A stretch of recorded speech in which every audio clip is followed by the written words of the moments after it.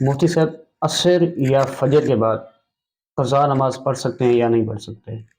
فجر کے بعد اور اسی طرح عصر کی نماز کے بعد صرف نفل نماز پڑھنے کی ممانعت ہے۔ نفل نماز نہیں پڑھ سکتے فجر کے فوراً بعد، یہاں تک کہ سورج طلوع ہو جائے، اشراق کا وقت داخل ہو جائے۔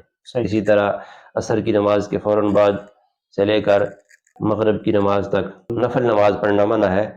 اس کے علاوہ جو قضا نمازیں ہیں یہ پڑھی جا سکتی ہیں فجر کے بعد بھی اور عصر کے بعد بھی، لیکن قضا نماز پڑھنے میں یہ مد نظر رہنا چاہیے کہ ایسا نہ ہو کہ ہم مسجد کے اندر فجر کے بعد یا عصر کے بعد قضا نماز پڑھیں اور دیکھنے والا یہ سمجھے کہ شاید یہ نفل نماز پڑھ رہا ہے۔